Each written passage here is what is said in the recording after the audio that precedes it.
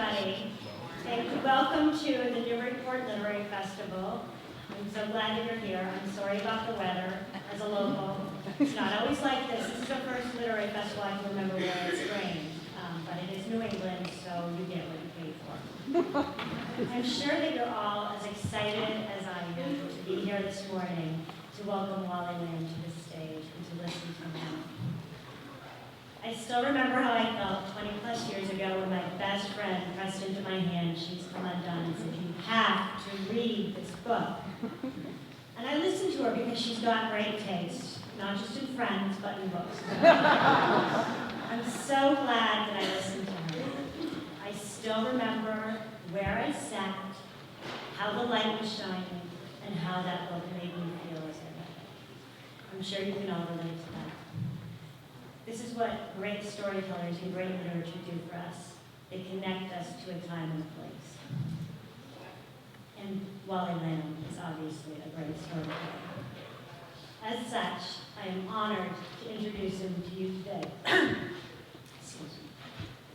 Wally Lamb is the award-winning author of 5 New York Times best-selling novels: Wishin' and Hopin', The Hour I First Believed, Oprah's Book Club Selections, I Know This Much Is True, and She's Come Undone, and most recently, We Are Water.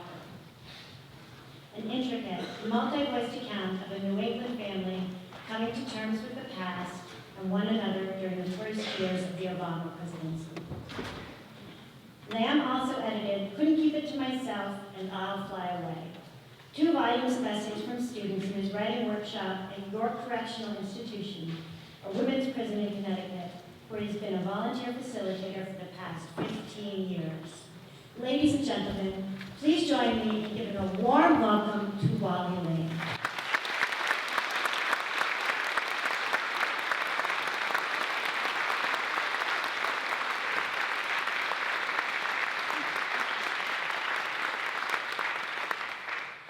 Well, thank you, everybody. I'm really pleased to be here. I was here a couple of years ago, and I've been on the road quite a bit.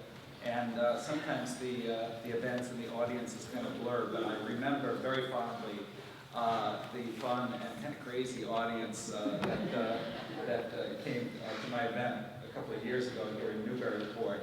So, you know, I've set the bar rather high, and I'm hoping that they live. It has nothing to do with me, right? Anyway, I want to say hello to you all, and if there are any young people in the audience, yo. And I wanted to alert you, if you did not know, that today, by decree from your wonderful mayor, it is Andre DeWitt's the 3rd day. I think some of your locals probably know Andre. But I wanted to say that, you know, I think of him as Andre Dubas III. And he's not being hoity-toity with that third thing. It's just that he used to work third shift. Anyway, I'm also thrilled to be here with Rick Russo, who I just spotted over there. He is one of my literary paragons that I shoot to get somewhere in the 3rd or 4th row away from. He's a great guy and a great reader. And I also want to just give a shout out to a woman I've known for those 15 years that I went down to, that I've been going down to York Prison. And that is, I just spotted her in the 1st row. This is Leslie Bridgeway. Leslie, stand up and wave to everybody.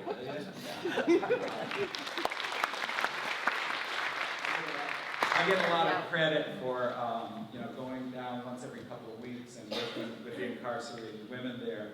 But Leslie shows up every single day. She is a counselor at the school at York CI. CI stands for Correctional Institution. That's a kind of a fancy euphemism for it's definitely a prison, and not like that one in Orange is the New Black either. The women at York are sort of disparaging of that, even though they can't ever see that show. But they say, oh, yeah, she was in federal prison. That's like country club. Anyway, I'm going to read a couple of things here. I want to tell you first a little bit about my fifth novel, We Are Water. It is a story about racism and family tragedy and the evolution of American social mores. And also it's about art, why visual artists do what they do, and is it a form of temporary madness? I'm sure that's true of fiction writing, but I'm not so sure of visual art. Anyway, in some ways the story is very different from my earlier novels. For one thing, it has 8 different voices. And yet, my goal is the same as it was with those earlier novels, and that is to go and search for the unme, explore the ways in which we're all not only different from each other, but also bound together by some commonality. The ways in which I am you, and you are me, and we are all together. Anyway, We Are Water is rooted in 2 events that I recall from my childhood in my hometown of Norwich, Connecticut, where in the 1950s, an unschooled African-American artist named Ellis Ruley lived and painted. And sadly, in his own lifetime, Ruley could never sell his paintings. And although the coroner ruled his death in 1959 to be accidental, Norwich's black community disputed that conclusion. And then, posthumously, he was sort of discovered in the 1980s. And Ellis Ruley's works today are prized by museums and collectors of American folk art. So in my novel, I used Ellis Ruley as the template for a fictitious character that I call Josephus Jones. He's a laborer who paints pictures because he can't not paint them. And the other Norwich thread of the novel is a devastating flood that occurred in March of 1963, the year that I was 12. A dam holding back a huge body of water, Mohegan Lake, in the city's northern section collapsed. And about 6 or 7 million gallons of water rushed downhill, taking a path of death and destruction, destroyed a lot of the downtown stores, and took 5 lives. And I still remember that night very vividly. I can still hear the roar of the water in my ears, the screams of third shift factory workers who were buried alive in the rubble of the factory that collapsed from above. The raging water cut a path about 6 or 7 houses down from our family home on McKinley Avenue. And of all the news stories that emerged in the days after the flood, it was the one about the Moody family that affected me and still affects me the most. Let me tell you a little bit about the Moodys. Ron and his wife, his nickname was Honey, they were young parents. They were about 25, 26 years old, and they had 3 very small children. The oldest was 4. They had a 2-year-old on the day of the flood, and they had an infant that had been born a couple of months before. The Moodys made the fateful decision when they heard that the dam had broken and the flood was coming their way, and they decided to outrun the water that was coming. They lived in a basement apartment, and they thought, well, that would be, the apartment itself would be devastated. So they got in their car, and they barreled down this long hill. They lived at the top of it, and then the water came, and it pitched their car over a retaining wall, the family in the car, and also their 19-year-old upstairs neighbor, Tony Orsini, who was helping them with the kids. They all went underwater. Somehow they got out, and they were rescuing the children. Tony and Ron, the dad, had climbed into a tree, and the mom was handing the kids up to them. And sadly, after the 3rd child was up in the tree, safe, the water carried Honey Moody, the mom, away. So that story has always stayed with me. Now jump from 1963 to the year 2009, when I am doing a local radio show to promote my little Christmas novel called Wishing and Hoping. And and one of the, I was talking about my work with that book, and then the interviewer asked that question that most of us fiction writers hate. So what's next for Wally Lamb? And I said, I didn't know what was next. I was still very much in recovery with this one. And so, but I didn't want to appear stupid. So this being a local radio show, I said, oh, well, I might write about the flood. And it was just a bluff. About a week later, I get a call from a woman named Nora Kasuba. I didn't know her. And she said, I heard you're writing about the flood. And I said, yeah. And she said, well, and you were talking about the 3 little boys in the tree. They're my cousins. Would you like to meet them? And I said, oh, yeah, definitely. And she went on to explain that Tom Moody, the 4-year-old, the oldest boy, is the only one who has memories of his mother, and also he's the only one who remembers that night. I met Tom Moody and his brothers. We walked the flood path, and I found out that Tom had been trying all along to get information about that night. Now, he's an engineer, so part of what he was looking for was the more technical information. Why did that dam bust open? But he also, was investigating why his family never wanted to talk about it. Anyway, I helped him with his nonfiction version of the story, and he helps me, as did Tony Orsini, the now 70, I think he's 72-year-old upstairs neighbor. My math may be a little off on that. All I remember about Tony is that he's a Yankees fan. So in constructing the novel, I used the Moody family story and the Ellis Rooley story, which really, other than my Norwich connection, had nothing to do with each other. But I set them up at like 2 electrodes, and the fiction started crackling and jumping between those 2 stories, and so they become united in the novel that I wrote. So I would like to now share an excerpt with you, speaking in the voice of a guy named Kent Keller.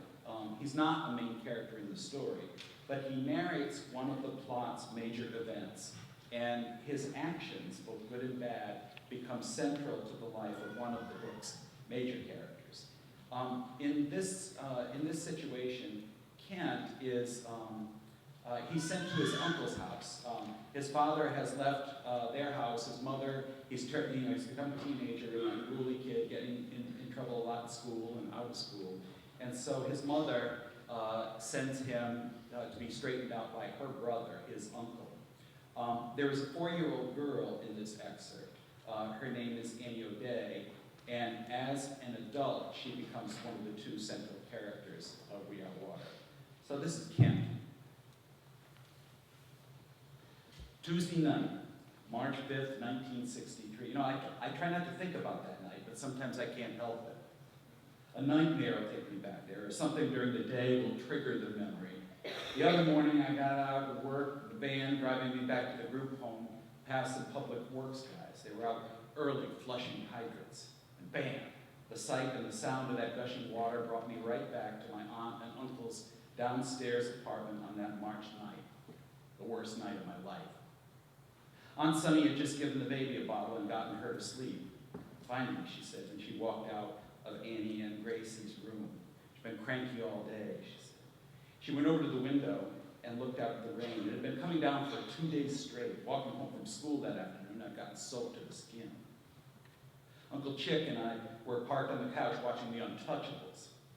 Turning to face her husband, Sunny said she was worried about Donald, their son, my goody-goody cousin, Mr. Perfect. His indoor track team had an away meet at Hartford Public, but she had expected he would be home before this. Uncle Chick told her, relax. Bus driver was probably just taking it slow because of the wet roads. Hey, you look beat, Sonny, he said.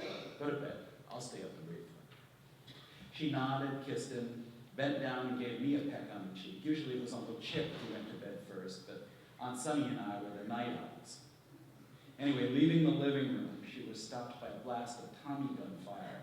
On the TV, Elliot Ness's men were riddling Mad Dog Cole's thugs with bullets. Aunt Sunny said, she didn't know why we wanted to watch stuff like this. Hey, what can we say? We're guys, Uncle Chick said. Good night, you two. Uncle Chick was drinking Reinders, which he usually did at night when he watched TV. There were 2 empties on the coffee table, and he was working on his 3rd. When a commercial came on, he got up to take a piss, and as soon as he was out of sight, I picked up his beer, snuck a few quick swigs, and then placed it back where the wet ring was. Put my feet up on the coffee table. My hands were behind my head. Donald could stay away all night as far as I was concerned. When Uncle Chip came back, he said, hey, numbnuts, how many times have I told you not to put your shoes on the furniture? Yeah, about as many times Aunt Sunny told you to use a coaster, I said. He picked up a pillow and beamed me off the head with it, and I was just about to fire it back when something caught my eye. It was a light or a flashlight or something moving past the front window. And then there was a pounding on the front door. The hell, Uncle Chick said. He jumped up and ran to open it. Whoever was out there was talking loud and excited, but I could only make parts of it out. Damn, leave. Uncle Chick ran past me on the way to his and Aunt Sunny's room.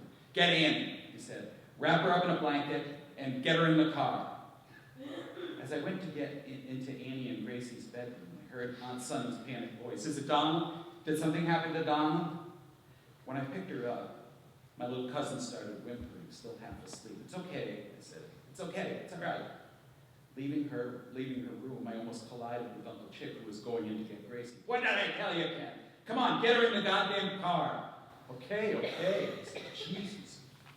When I got outside, the wind was blowing and the rain was hitting me in the face. Old Mr. and Mrs. Dugas, the neighbors, were hurrying toward their Studebaker. The water rushing through the street was up to my ankles. Annie wanted to know where her mommy was. I said, she's coming. She'll be right out. From the back seat, I watched them running toward us. Uncle Chick holding the baby, wrapped up in a blanket like Annie. Aunt Sunny behind him, struggling to get into her winter coat. The neighbor across the street called to Chip from his upstairs porch to ask what was going on. Dam broke up at Wequonic Pond, he shouted. The water's coming this way. Uncle Chick started the Mercury, hunched forward, and he began gunning it down the hill. Aunt Sunny was up front next to him, clutching the baby. When we caught up to the Dugas' car, Uncle Chick laid on the horn. Come on, move it, he shouted. But instead, their brake lights went on. He drove up onto the sidewalk and tried to pass them, but there wasn't enough room. Get going! Get the hell out of the way, he shouted. He gave the horn another couple of blasts. Chip, I'm scared, Aunt Sunny said. Annie was crying now, the baby too. Uncle Chick ordered Aunt Sunny and me to open the windows because the front windshield was fogging up. And then the Merc stalled, and while Uncle Chick was starting it up again, the Dugas' car disappeared around the curve of the road. The engine caught and the Mercury shot forward again, but just as we reached the turn, we were hit from the back by a wall of water.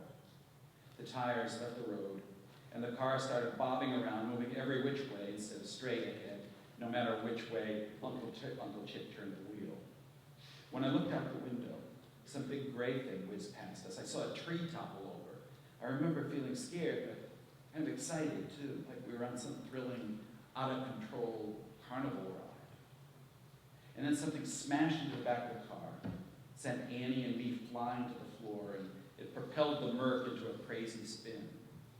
As I scrambled to get us back up onto our seats, Aunt Sunny screamed. I looked out the front windshield and recognized the drop-off that we were headed toward, a retaining wall, a good 15 feet high. The Mercury dropped nose down and we went underwater. The roaring in my ears stopped, and everything turned from gray to black. When I pulled myself and then Annie to the surface, I saw that the car had landed vertically, its nose underwater, its back bumper above it.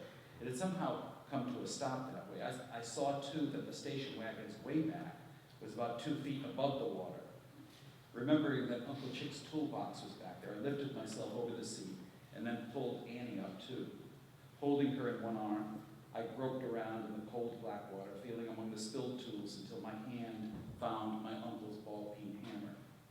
And so I grabbed it and used it to smash out the back window. When I looked back, I saw that Uncle Chick, Aunt Sunny, and the baby had somehow made it up to the surface too. Aunt Sunny was coughing and spitting out water, and she was holding Gracie one-handed above her head.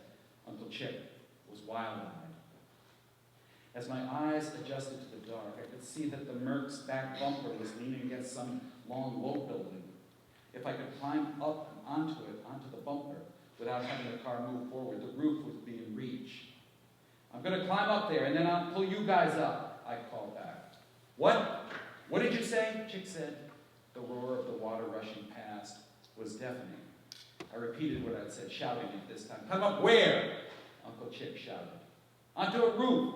There's a car the car is leaning against a building, and I think I can reach the roof. Save Annie, Aunt Sunny pleaded.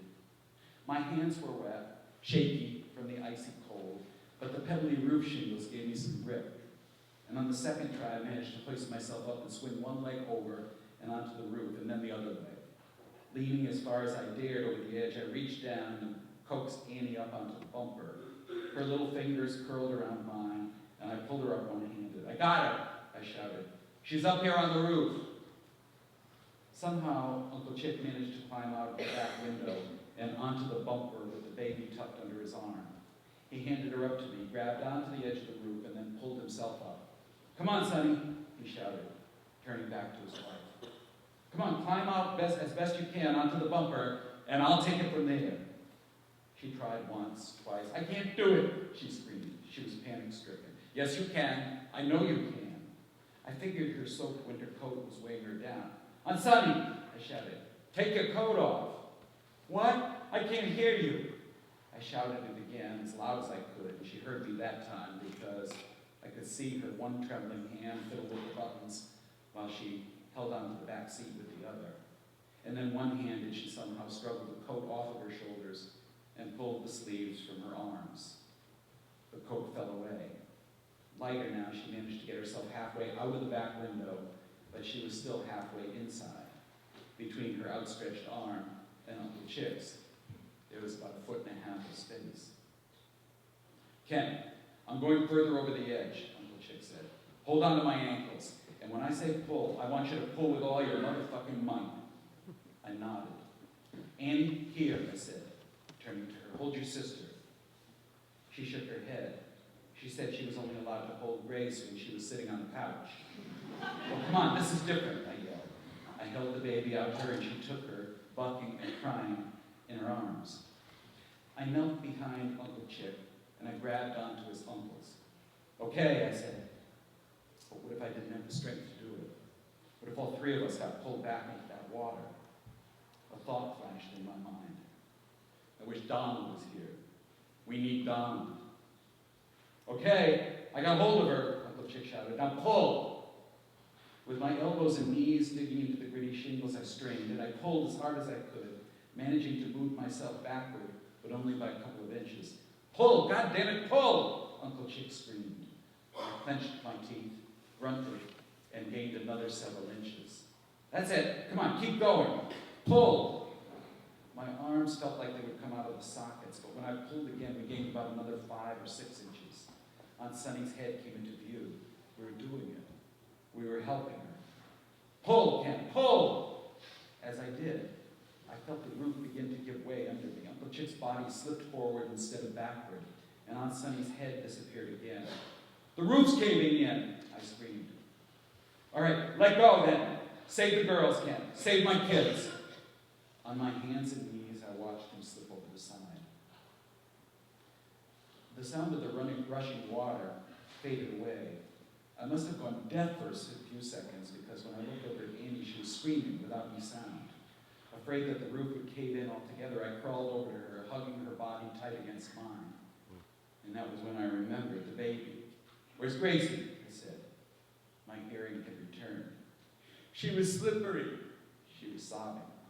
She wouldn't stop squirming. No. I scanned the empty roof. Oh no, oh no. And then I stood and I grabbed onto Annie's hand. Come on, I said. We got to get off of this thing before it caves.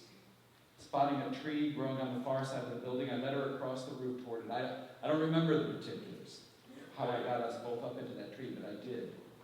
And we sat together on one of the bigger limbs, our legs dangling over the side, me with one arm wrapped around Annie's waist, and the other arm holding on for dear life to a branch above.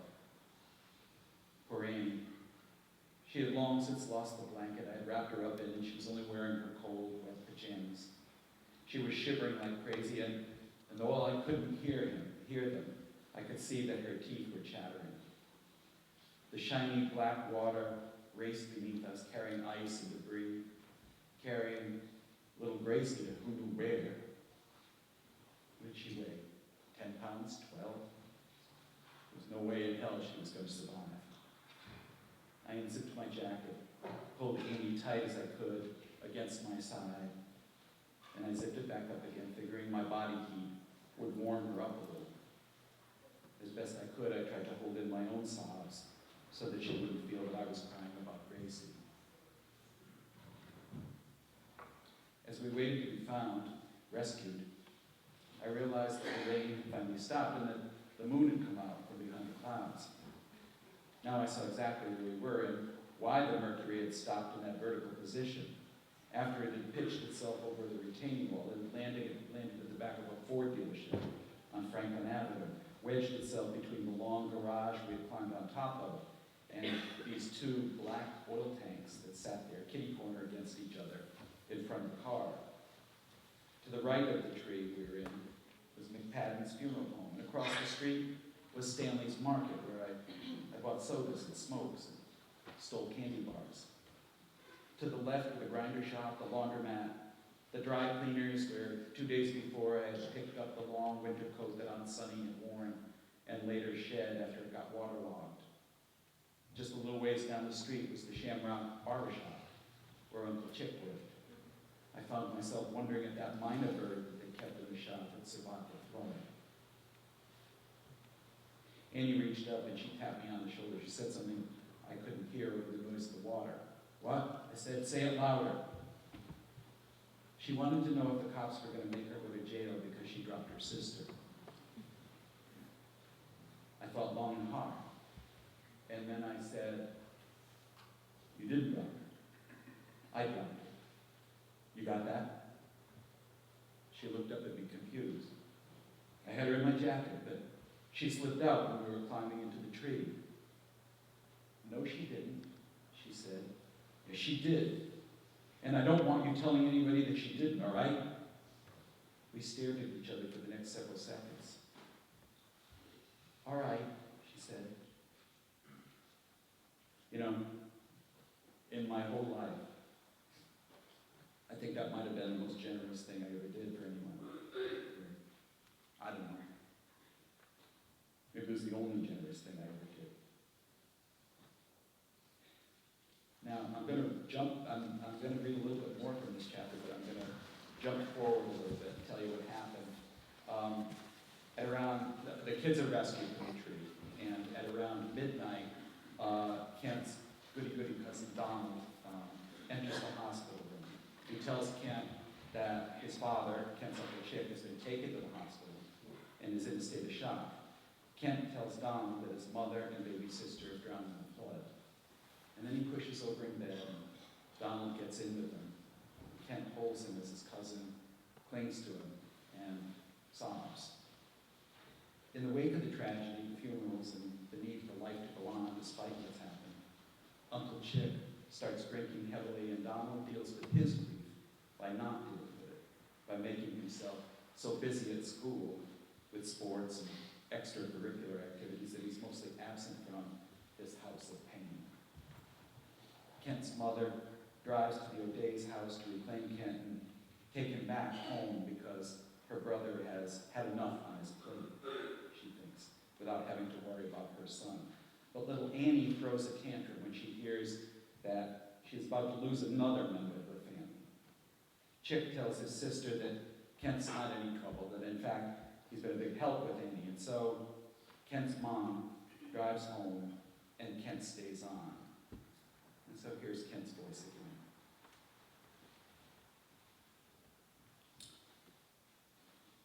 weeks that followed, Donald got busier than ever. He didn't even come home for supper half the time. That was his way of coping, I guess. Uncle Chip coped by moving on from beer to the hard stuff, and then he started going down to the Silver Rail after work instead of coming home. Coming home, really, stumbling drunk and crashing onto the couch instead of his and on Sonny's bed. And so it was me and Annie in the house a lot of the time, just the two of us.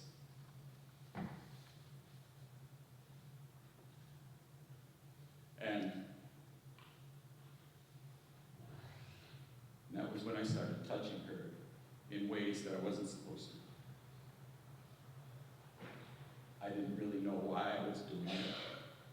All I knew was that Aunt Sonny's death made me mad and sad. And that my little cousin and I shared a secret. That her baby sister had died because of her, not me. And I had told that lie to protect me. But now I began using it against her. And the better part of me knew that it was wrong.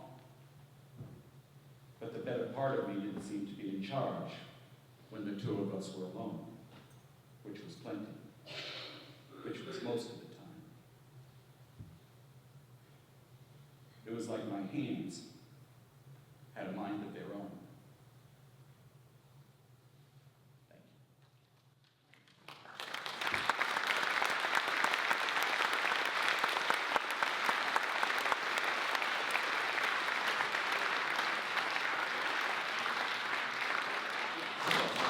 I do have one other thing that I'd like to share with the audience before I take some questions, and that is my adventures at Costco in the middle of my book tour.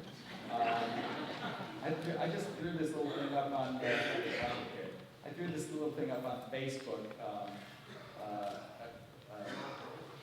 back in November or something. And people really seem to enjoy it. So I wanted to share it with you too. I had a long book tour. It started in October and it didn't end until about a week or so before Christmas. And I'm telling you about a stop that occurred the Monday before Thanksgiving. They did let me go home and have some turkey, and then they sent me out again. So this is called Tales from the Road. I'm riding toward number 43 of my 47-stop book tour. My driver, Irfan, drops me off in front of the store. It's the grand opening of this suburban Illinois Costco. Because of traffic, I'm 10 minutes late, full of apologies, but none of the front door greeters know what I'm talking about. Book signing, a manager says. Now, I don't think we do those, but maybe if you write to the company. Several people with clipboards approach. Each tries to sign me up for a Costco membership. Declining, I ask for directions to the men's room and the book department. Hey, I'm 63 years old, I have my priorities, and getting to the bathroom is first. All of the employees know where the bathrooms are. Nobody knows where they keep the books. The restrooms are sparkling clean, brand new. I flush, wash, exit, and then I wander the store that is the approximate size of Delaware. 15 minutes later, I find the books. Our water is stacked in piles, roughly the same cubic footage of the one of the pre-assembled backyard sheds that they sell. Next to my book is Bill O'Reilly's book, Killing Jesus. If my cubic footage is a shed, Bill's is a 3-car garage. There's a table with sharpened pens on it, and a poster of me on an easel, and a chair. I sit on the chair, and it's so low that I can rest my nostrils on the table. I grab 8 copies of Killing Jesus, stack them on the seat, and sit back down.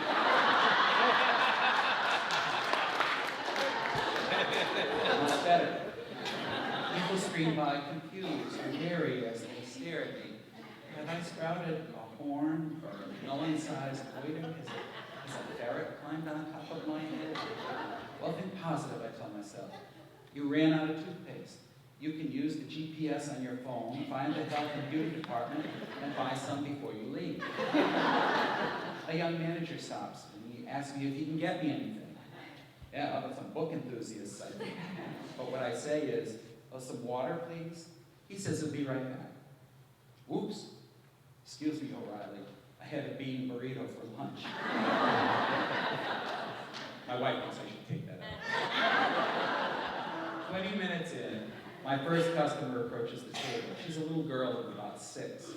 How much are these? She asks. She's pointing to the Sharpies. When I tell her they're not for sale, she blinks back tears and wanders back to her mom in Fleecefield. A couple stops.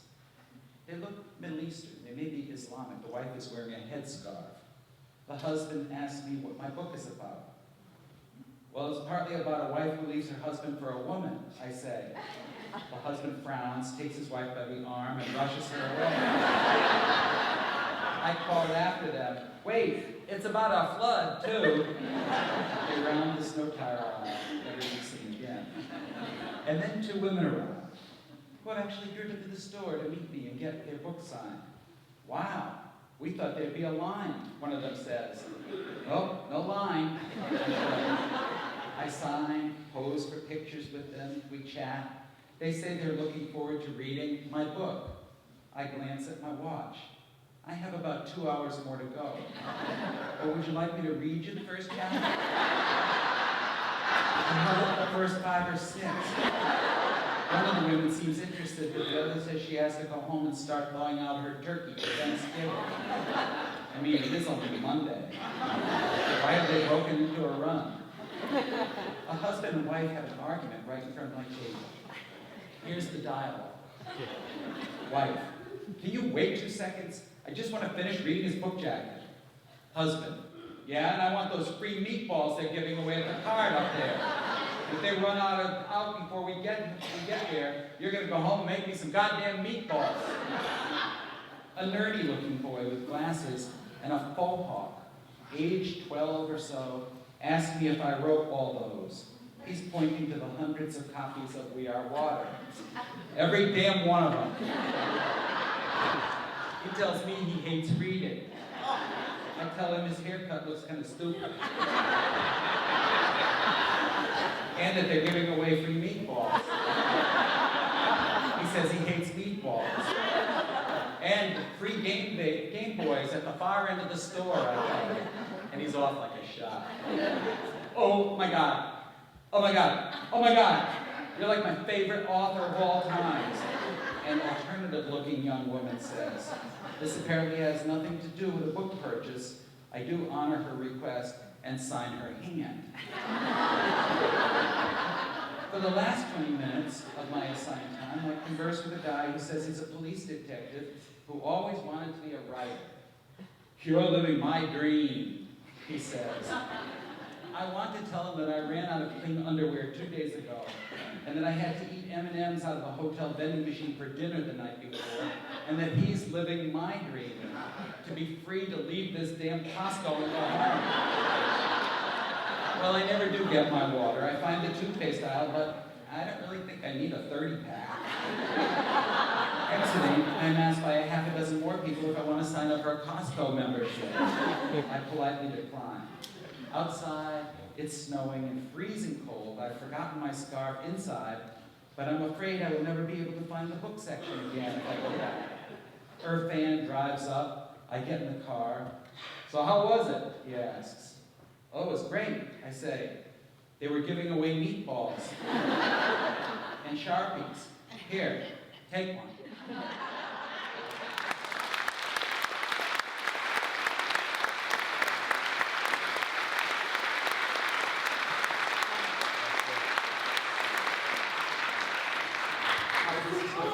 Perfect. So what we'll do now is do the questions and answers. Okay. Is that all right with you? So if any of you have any questions, Mr. Lamb is glad to answer them for you, but he will be leaving promptly at 10 o'clock. So please, could we have some questions?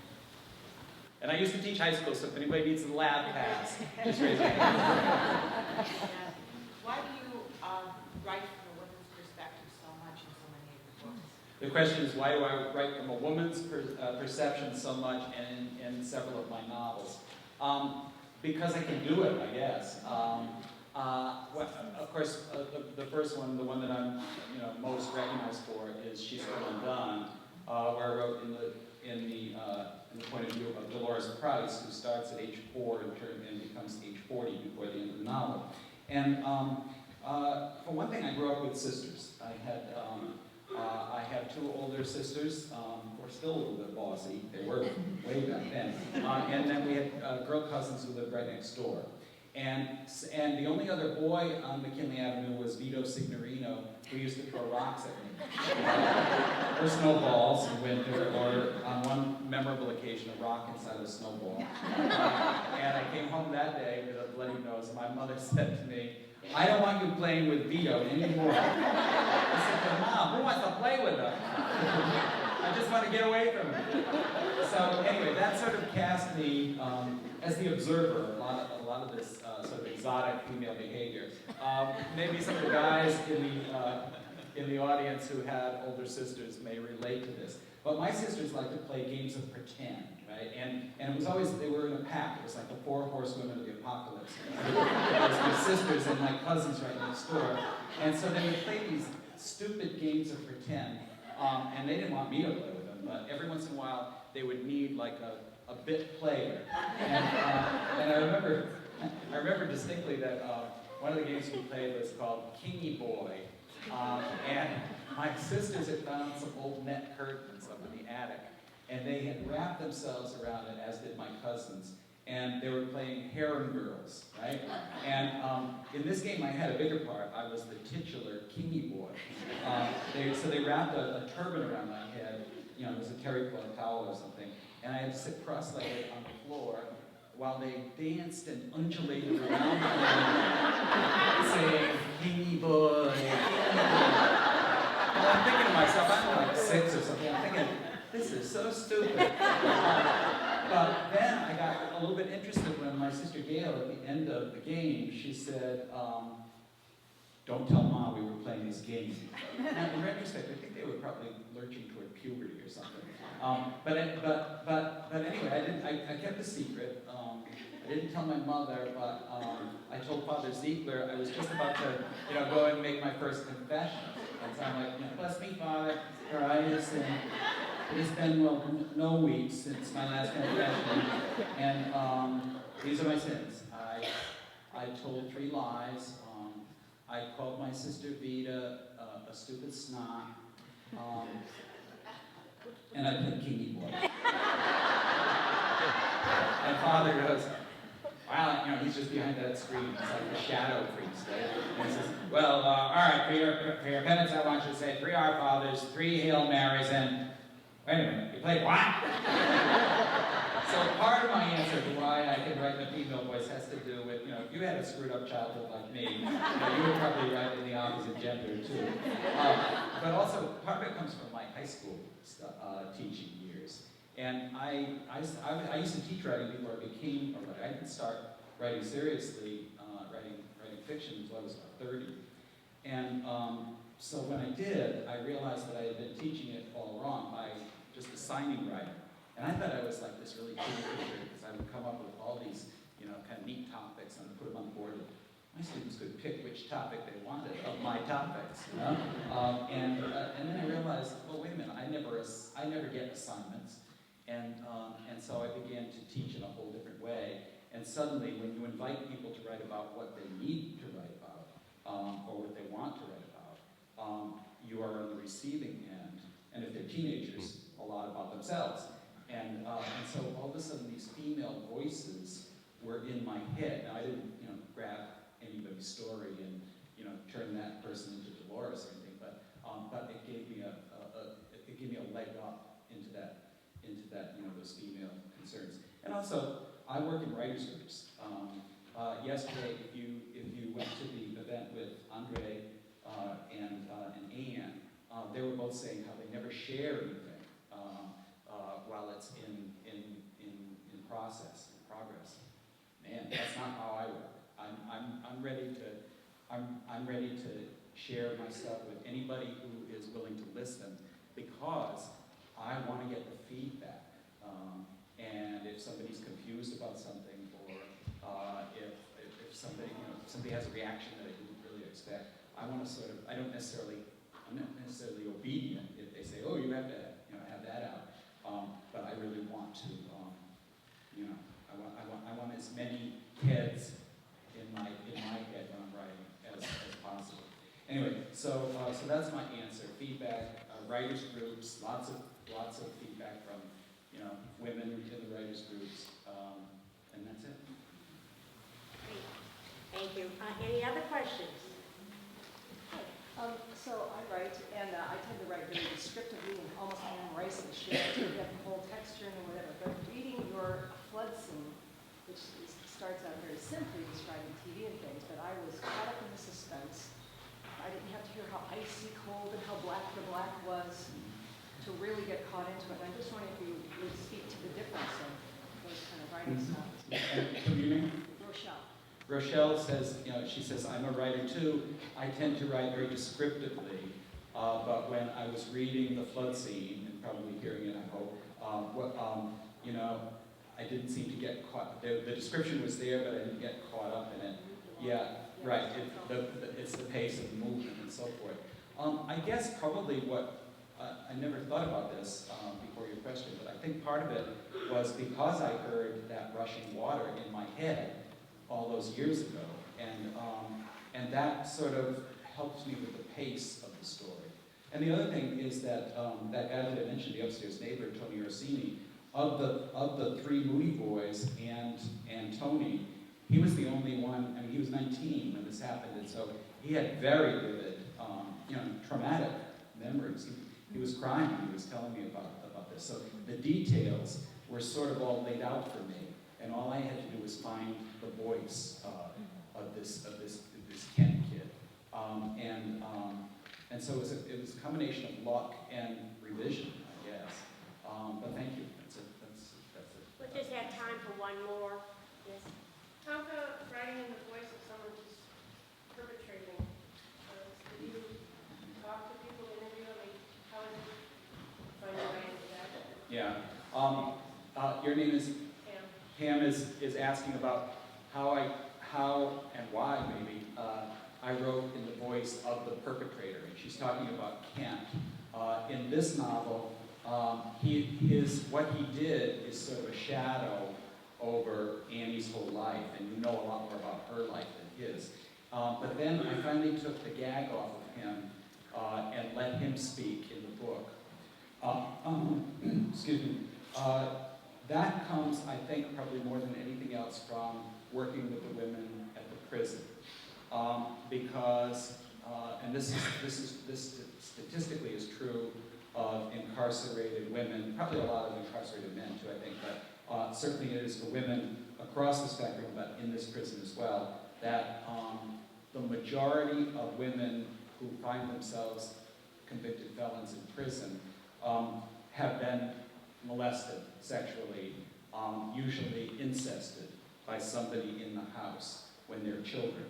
And so in 15 years' time, I have read a lot of the women's, and I've listened to a lot of conversations of women who have had this happen to them when they were kids, and also, what happened, what the chain reaction was after these things occurred, sometimes serially for years. But all those are written from the point of view of the victim. And so after a while, I began to wonder, who the hell are these guys? And so why do they do what they do? Is it something is it something they're just compelled to do? Does it have to do with their backstory and so forth? So I went into that reluctantly, very reluctantly, to find out. Same as when I wrote a book about the Columbine story, I went looking for who Dylan Klughold and Eric Harris really were, because I'd been a high school teacher all those years. I had teenage sons at the time of Columbine, and I just couldn't figure out why those two kids would do what they did. And so I'm pretty much a coward. But when I get to the middle of the story and I care enough, I have to force myself to go there, whether I want to go there or not. Now, in reaction to this new book, I I've had people come up at readings and say to me, I wish you hadn't gone there. One woman said to me, she was really quite angry, and she said, nobody wants to read about what a pedophile thinks and feels. And my answer to her was, okay, first of all, you can't speak for everybody. You can only speak for yourself.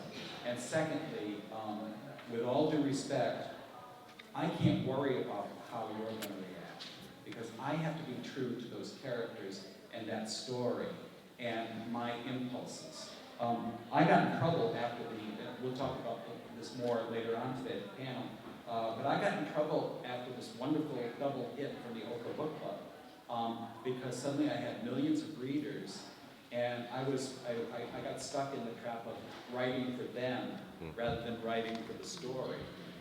And I fell deeply into that trap, and it took me a couple of years to get out of it.